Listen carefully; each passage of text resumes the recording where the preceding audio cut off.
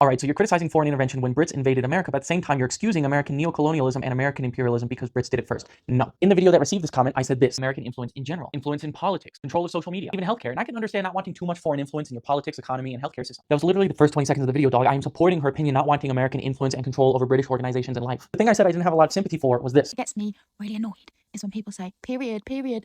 It's full stop. Brits didn't pick that up because of American colonialism or Donald Trump or American corporations in their healthcare. They picked it up because they consume American media and they enjoy it and they want to replicate. I have been talking about and criticizing language colonialism on this channel for years. Some of my oldest videos are about how colonization has made thousands of languages go extinct. I've been very loudly and consistently criticizing the current language policies of the current American government administration. And based on what I see on your account, it looks like I talk about it and care about this way more than you, as well as more than this person, who is basically criticizing me while repeating the stuff I said in the video. I am supporting their right to self-determination. And of course, if any of my followers want to respond to these people, please respond with, "No, you are loved." And again, they are saying period instead of full stop because they want to. Americans didn't make them say that. Americans didn't even ask them to say that. They are choosing to say that. And no, being American doesn't make you more likely to be directly related to a colonizer, because only about 10% of Americans even have direct English ancestry. Let's even bump that up to 15 to include Wales and Scotland, which is probably too much, but let's say 15. It's like common knowledge that the US has way more immigrants than any other country on earth, like more than the next 4 combined. And it kind of sounds like you're assuming that everyone who settled in America or partook in the British imperial colonization stayed in America, which is just bonkers. We fought a war against the British military, which was literally enforcing colonial rule, and we kicked them out where they went back home or to colonize other places. You really think everybody involved in British colonialism stayed in the colonies and never went back home? That's ridiculous. And even if they did, that's like 15% of the modern population. And those 15% have common ancestors with the people in Britain today, because the colonizers were the parents of both of us. She says she's half Welsh, so her people suffered from the British Empire as well, and that's true. But the Welsh are also British. They partook in the colonization of Ireland, of America, and the entire British Empire. It's an article written by Adam Price, the former leader of Plaid Company. That's the Welsh Pro-Independence Party, which is projected to have the largest party in the upcoming election. And he said even though Wales suffered from the British doesn't mean they should blind themselves to their own role in one of the most murderous enterprises in human history, the British Empire. And in her response, she says this: I have no problem with French influence. It's not foreign influence, it's just American influence. You look great, by the way, but if you're not worried about foreign influence, you're just worried about American influence replacing English words with English words, do you really care about losing language like you said in the first video? We lose our language, we lose it. But when Americans, specifically African Americans, start using an English word in a new context and British people start picking up that usage, now it's a problem, even though all the other foreign influence isn't. The American one, the African American influence, is a problem. Again, this is exactly the same kind of rhetoric that right-wing politicians use to say foreigners should not be in our country. If you're watching this on a TikTok account from anywhere outside of the US, it is wholly owned by ByteDance, not controlled by the US. If you're watching American content and following American creators, it's because you want to. We're not making you or even asking you to speak like us. People follow creators they like and replicate their speech patterns. And for a lot of Brits, that includes Americans. That is not the same as what Brits and Americans did by forcing indigenous Americans to speak English. And just like I started this video and the last video, I am 100% in support of you being against American influence in things like your healthcare, your politics, your economy, because that is yours. But people are speaking that way because they want to. That is their own self-determination, not because we force them to. Indigenous and immigrant Americans have languages that are literally dying out because they are being forced to speak English.